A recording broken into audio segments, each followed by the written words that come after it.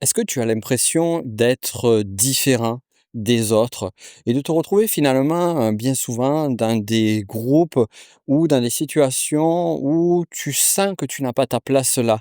Ou parfois même, sans forcément que les autres te fassent comprendre que tu es différente ou différent, eh bien, tu as l'impression que, tu n'as rien en commun, que les sujets de discussion sont totalement ennuyeux pour toi.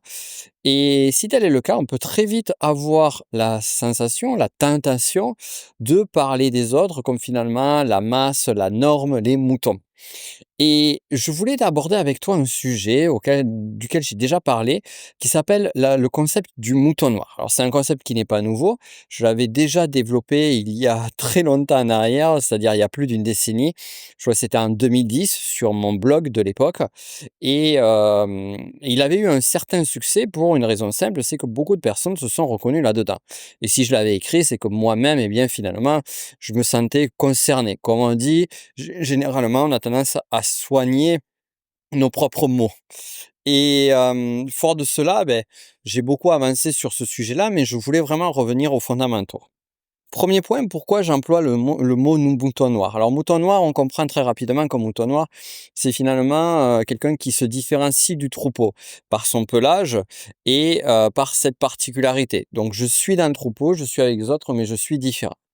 Et la grande erreur que font la plupart des personnes, c'est se sentir non pas mouton noir, mais extraterrestre, c'est-à-dire totalement différent. Il faut pas oublier quand même que, bien que nos congénères soient différents de nous, eh bien, on retrouve d'autres personnes qui sont comme nous. On retrouve d'autres moutons noirs. Plus encore, l'homme, comme dirait Aristote, est un animal social. Dès lors, partant de cela, eh bien, nous avons donc justement cette composante qui fait que on a besoin d'être un groupe, on a besoin d'être en lien avec les autres, mais en même temps, eh bien, parfois, c'est difficile de s'intégrer. Plus encore, le concept de mouton en lui-même, on a tendance à dire un mouton est bête, il va suivre le troupeau, mais de temps à autre, même je dirais de façon régulière, eh bien suivre le mouton, c'est bon. Parce que si un mouton, par exemple, va commencer à descendre, la montagne et que les autres moutons vont le suivre, c'est peut-être parce qu'il a senti l'orage, qu'il a senti le danger. Donc certes, cet automatisme de mouton, ce réflexe n'est pas forcément toujours bon de suivre le groupe, de suivre la norme, mais dans certaines situations, c'est une nécessité et parfois une nécessité vitale dans le cadre de nos chers moutons.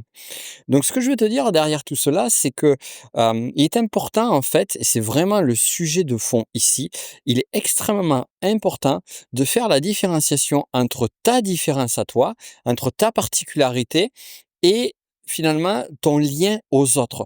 Les 2 ne sont pas antinomiques, c'est-à-dire qu'il n'y a pas d'un côté toi qui seras condamné à être différent ou différente des autres, qui sera condamné à être un extraterrestre en décalage aux autres et de l'autre côté, tu n'as pas besoin de te trahir toi-même et finalement, te peindre le pelage en blanc pour ressembler à un mouton blanc.